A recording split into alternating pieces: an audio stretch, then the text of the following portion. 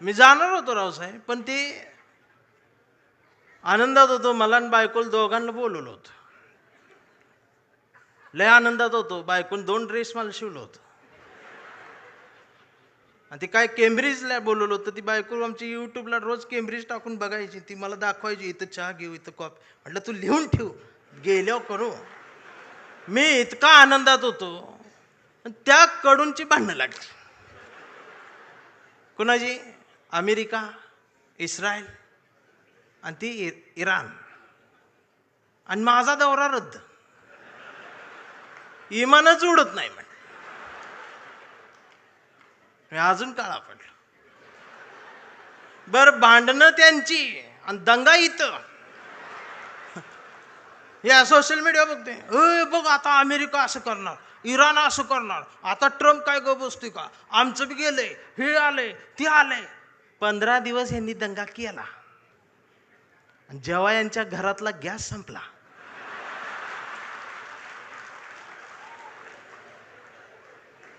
त्यावेळेला बीकॉम झालेली बायको पहिल्यांदाच चुलीजवळ आली. तिला काय चूल पेटना, मैंने युट्यूबवर चूल बघितली. त्या युट्यूबवर याला फुकणी गावली.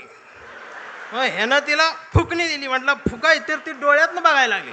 म्हटलं फुकायचं आहे. मग ती अशी फुकायला लागली, सगळा धूर गेला डोळ्यात. मग तिनं अशी फुकणी याला फेकून मारली, ह्याचा गुडगा फुटला. आणि मग ही लंगडत लंगडत ती गॅसची टाकी घेऊन चौकात आला. चौकात 4 किलोमीटरची लाईन. मग दिवसभर उन्हात थांबलं. फुटाफुटान पुढं सरकत गेलं. संध्याकाळी 5 वाजता याचा नंबर आला. आणि ती पुढं नंबर आल्यावर संध्याकाळी ती काउंटरवरची मुलगी म्हटली, DAC नंबर असेल तरच या, 45 दिवसानंतर बुकिंग होईल, 60 दिवसांनी मिळेल. याच्या लक्षात आलं 60 दिवस गुडगा फुटणार. त्यानं असं डोळं झाकलं, गार वाऱ्याची झुळूक आली. मग यो म्हटला, जगाला युद्धाची नाही, बुद्धाची गरज. कधी चुलीत लाकडं गेल्या. अहो, आमचं उपमुख्यमंत्री शिंदे साहेब सुद्धा टीव्हीवर पहिल्यांदाच नाव घेतलं, कधीच नाव घेतलं नव्हतं बुद्धाचं. ते सुद्धा पत्रकार परिषदेत म्हटले, जगाला युद्धाची नाही, बुद्धाची. बायकोन मला बघितलं, म्हणलं हे काय म्हणतात. मी बघितलं तर ते खरंच म्हणत होते, बुद्धाची गरज आहे. मग मी डोकसं खाजवत म्हटलं, ह्यांच्या बी घरातला गॅस संपलेला आहे.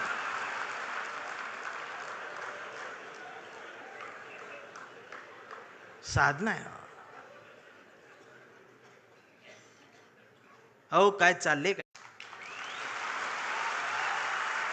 त्यावेळेला तुम्हाला आमच्या आठवणी येतील. खराचं प्रकरण ज्यावेळी टीव्हीवर आलं, महाराष्ट्र हादरला. त्यावेळेला महाराष्ट्राच्या मनात नाही तर अख्ख्या देशाच्या मनात एकच नाव आलं, डॉक्टर नरेंद्र दाभोळकर.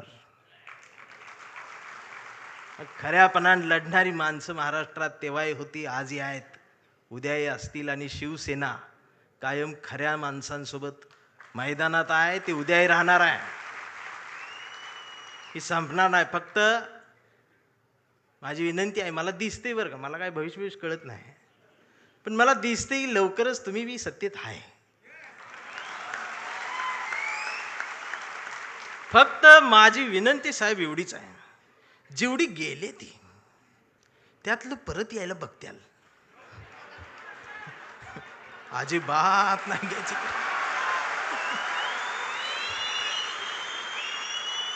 पाया पडतेल येऊन.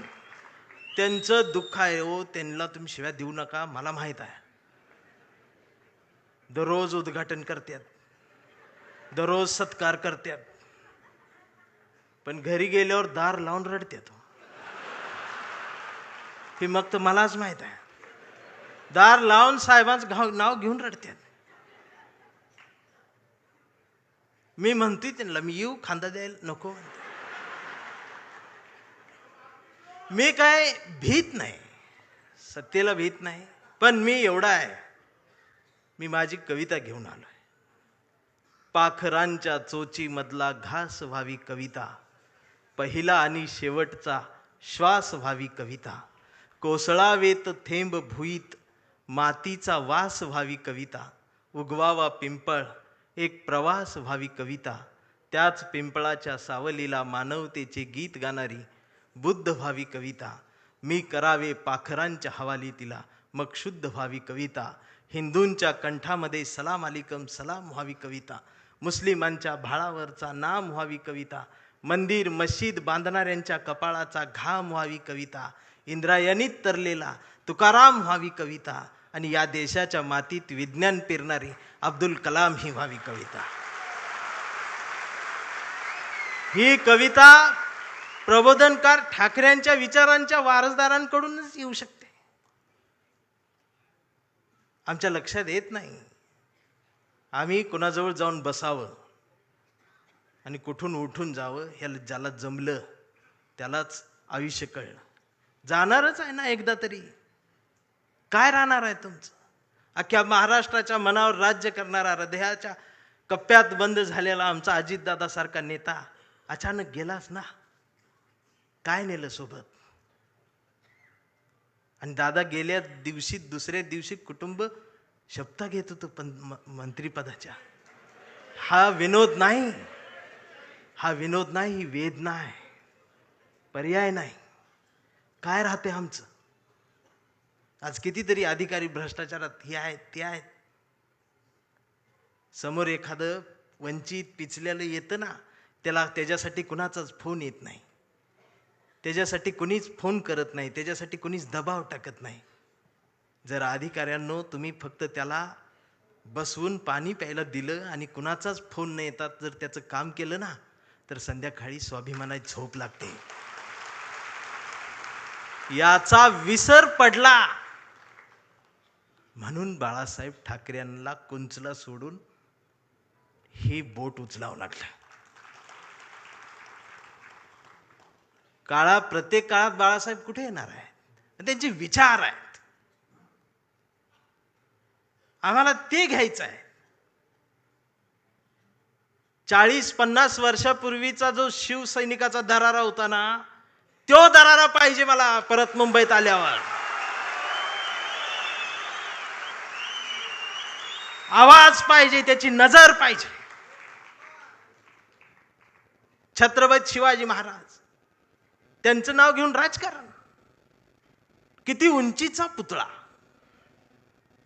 यावर तुमचं प्रेम, ती बी वाऱ्यान पडते आणि मग ती तुकडे होऊन पडतात आणि मग ही आमची लगेच रडते.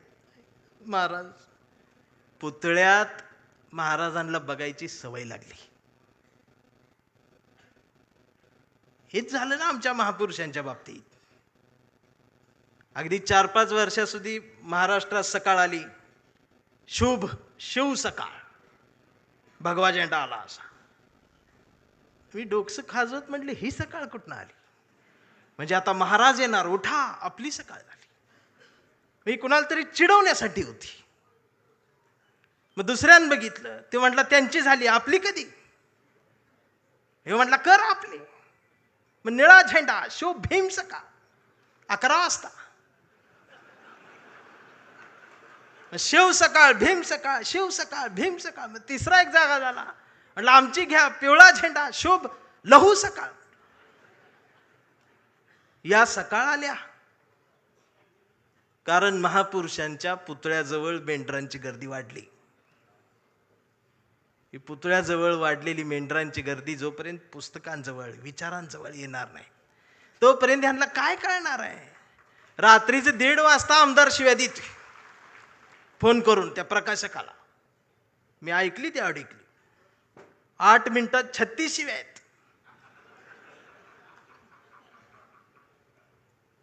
स्ट्राईक रेट काढला तर 400च आहे.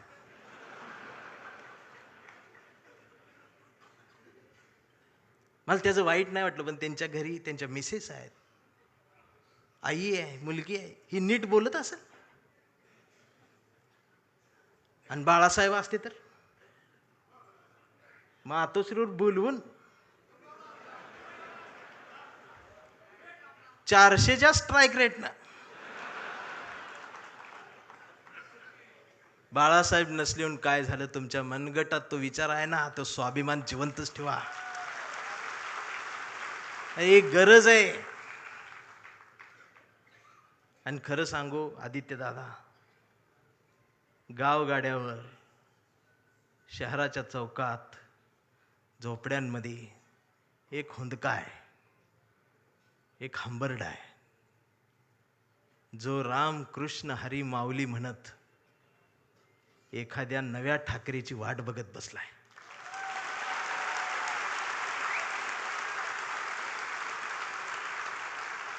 आणि ती पोकळी भरून काढण्याचं काम, भरीव काम आता तुम्ही करायला सुरुवात करावी. हा शिवसैनिकासोबत माझ्यातला भीमसैनिक सुद्धा तुमच्यासाठी मैदानात उतरणार. कुठपर्यंत आम्ही एकमेकांशी भांडत बसायचं? जर शिवाजीनगरमधून समतेचा आणि मैत्रीचा हात, जर माझ्यासाठी दोस्तीचा हात येत असेल, तर आंबेडकर नगरमधून माझा सुद्धा हात मैत्रीचा तुमच्यासाठी पुढे यायला पाहिजे.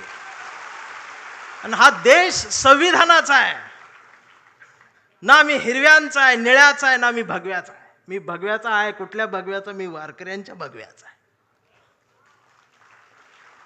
मी बाळासाहेबांनी शिवसैनिकांच्या हातात जो भगवा दिलाय, मी त्या भगव्याचा आहे.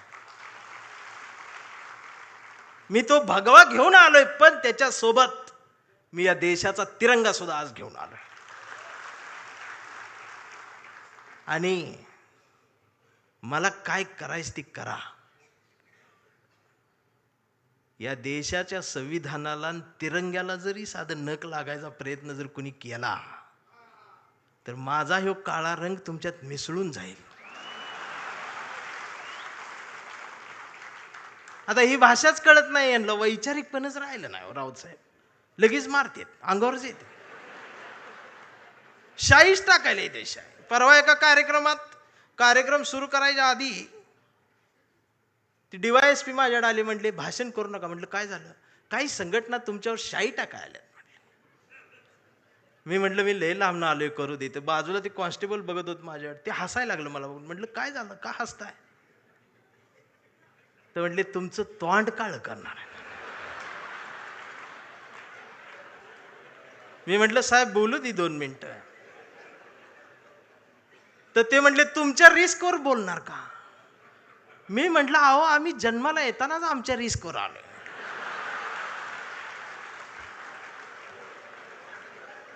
मी भाषणाची सुरुवात केली, म्हटलं जे कोणी शाई टाका आलेत त्यांना विनंती एवढी आहे, म्हटलं तुम्ही चुना आणा, अजून काय काळ करणार. हे जी घसरण झाल्या आमच्या शहाणपणाची, मी या मराठी मातीचा सांगावा घेऊन आलोय तुमच्यासाठी की तुमची गरज महाराष्ट्राला आहे. आणि महाराष्ट्र फक्त तुमचा आहे. मी आता जास्त वेळ घेणार नाही, कारण आता डरकाळ्या ऐकायच्या आहेत. मी कविता घेऊन थांबणार आहे. ज्या कवितेसाठी मला साहेबांनी बोलवले, त्या कवितेत तुडवा ऑपरेशन आहे.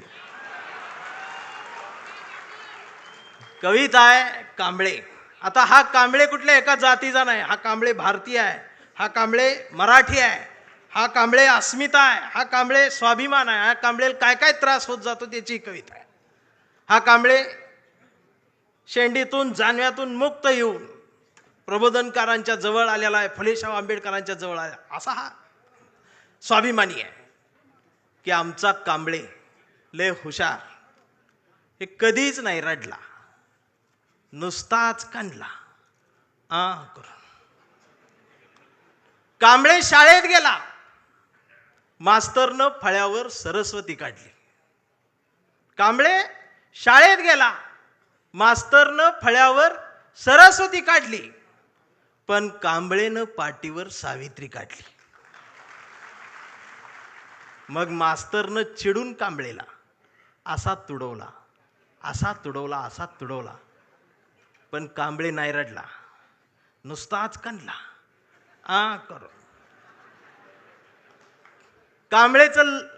कांबळे वयात आला, विशीत आला, मिशीत आला, कांबळे गुलाबी झाला आणि तिच्या प्रेमात पडला.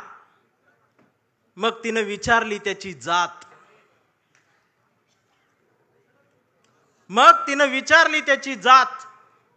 कांबळे म्हणाला, वेडे, मी माणूस, माणूस माझी जात, प्रेमात कसली आली जात. मग माणूस माझी जात म्हटल्यावर तिनं बरोबर ओळखली जात. मग तिनं बी कांबळेला असाच तुडवला, असाच तुडवला.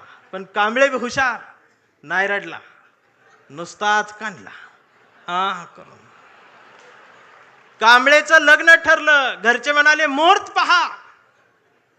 कांबळे म्हटला, पटत नाही, प्रबोधनकार वाचा. नातेवाईक म्हणले, सत्यनारायण. कांबळे म्हटला, जमत नाही, फुले वाचा. भावकी म्हटली, जागरण गोंधळ, बोकाट तरी कापा. कांबळे म्हटला, पटतच नाही, गाडगे बाबा वाचा. मग घरच्यांनीच दार लावून कांबळेला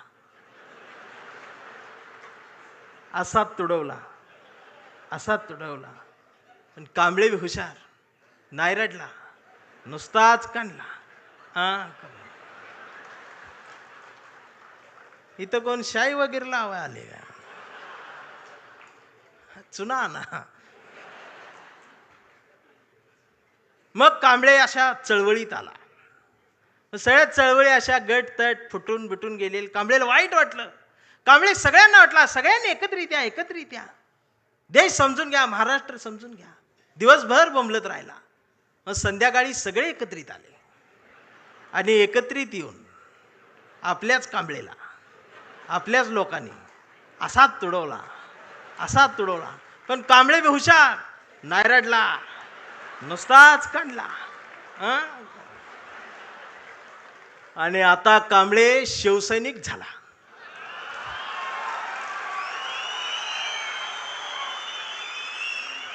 आता कांबळे शिवसैनिक झाला, शहाणा झाला, आमदार झाला, खासदार झाला, मंत्री झाला. मग त्याला फोडायसाठी सापळा रचला. त्याला बुलवून बुलवून घेतलं, कांबळे नाही गेला. तो ऐकत नाही म्हणून त्याला मग जेलमध्ये टाकला. तिथं सुद्धा ईडीनं त्याला असा तुडवला. पण कांबळे तिथं बी नाही रडला, नुसताच कांडला. आणि असा भगवा फडकवत जेलमधनं बाहेर आला. अरे, महाराष्ट्राच्या इतिहासातला सुवर्ण अक्षरांनी, सोनेरी अक्षरांनी लिहिणारा जाणार तो इतिहास आहे. तो शिवसैनिक ज्या वेळेला न झुकता बाहेर आला ना, तो नाद नाही आमच्या रावसाहेबांना, नादच नाही. आता कांबळे वयस्कर झाला. त्याच्या परवा ते सोशल मीडियावर येडं झालेले. ते सोशल मीडियावर कोण आहे, निसर्ग चित्र येतं, त्याच्यावर लिहिलेलं असतं 70% डोळे बारीक करा. हे बारीक करतात आणि त्याच्यात येतं स्वामी दिसले पाया पडते. तो 70% डोळे बारीक करून स्वामी बघणाऱ्यांची जमात वाढली साहेब. अजून 30% डोळे उघडे आहेत ना, ती सुद्धा पूर्ण बंद व्हायच्या आधी उघडा, नाहीतर खरात घरात घुसल. आणि असं बोलल्यावर मला मारते. परवा कांबळेच्या मुलानं मोबाईल बघत अर्धा डोळा बारीक करत कांबळेला विचारलं, डॅडा, महाराष्ट्र म्हणजे काय डॅडा? स्वाभिमान म्हणजे काय डॅडा? प्रबोधनकार ठाकरे कोण होते डॅडा? फुले शाहू आंबेडकर कोण डॅडा? आणि शिवाजी महाराज खरंच जन्माला आले होते डॅडा? आता मात्र कांबळे पेटला. अरार म्हटला, गावभर पेरलं आणि घरातच नाही उगवलं. म्हणून त्यानं दार लावून पोरालाच असा तुडवला, असा तुडवला. पण चिरंजीव कांबळे हुशार, तो पण नाही रडला, तो दोनदा काढला करून. मग याच्या लक्षात आलं, DNA मधनं ही डबल जात, विचार ही स्वाभिमानातनच द्यायला लागत असतात. आणि आता कांबळे वेडा झालाय. कांबळे वेड्यांच्या दवाखान्यात आहे. व्यवस्थेने त्याला वेडा ठरवलंय.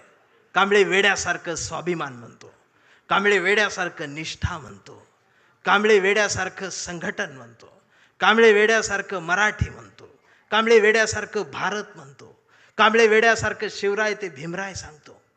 पण डॉक्टर सुद्धा कांबळेला श्वाक देऊन तुडवतायत. पण कांबळे नाही रडत, तो नुसताच कंथी करून. हा कांबळे जोपर्यंत जिवंत आहे तोपर्यंत शिवसेना जिवंत राहणार आहे. हा कांबळे जोपर्यंत जिवंत आहे तोपर्यंत बाळासाहेब ठाकरे, फुले, शाहू आंबेडकर, मराठी माती, मराठी माणूस जिवंत राहणार आहे. एवढाच सांगावं घेऊन आलो होतो. जागर राहावा, दिवसा बी जागर राहावा, रात्री बी जागर राहावा. आणि पुन्हा तो दरारा मला पाहिजे. आणि आदित्य दादा, माझ्या कवठीमंकाळच्या मातीचं तुम्हाला सांगणं आहे की आता तुम्ही या मैदानात, म्हणजे तुम्ही तसं मैदानात आहेच, या माय मराठी मातीत ब्रँड म्हटलं जातं ना, ब्रँड, त्या ब्रँडला म्हणते शिवसैनिक, ओरिजिनल शिवसैनिक. थांबताना एवढंच म्हणेन, आभारांचे भार कशाला, सत्तेचे हार कशाला, मनात एक घरट बांधूया या शिवसेनेचं, या शिवसेनेच्या घरट्याला दार कशाला, झुळझुळत्या या बाळासाहेबांच्या झऱ्याला आपल्याही स्वाभिमानाचं पाणी देत राहूया. मिनमिनत्या या मासाहेबांच्या हृदयाच्या दिव्याला आपल्याही जगण्याचा उजेड देत राहूया. आणि जोपर्यंत ठाकरे घराणं आमच्या मनाला साथ घालत राहील त्याला आयुष्यभर असाच प्रतिसाद देत राहूया. मी राऊत साहेबांच्या स्वाभिमानाला वंदन करतो. तुमच्या सर्व शिवसैनिकांना मनापासून जय महाराष्ट्र करतो. थांबताना हुंदका दाटून येतोय. एवढ्या मोठ्या स्टेजवर, एवढ्या मोठ्या प्रबोधन पीठावर मला उभं करण्याची संधी तुम्ही दिलीत. मी आभारी आहे. धन्यवाद.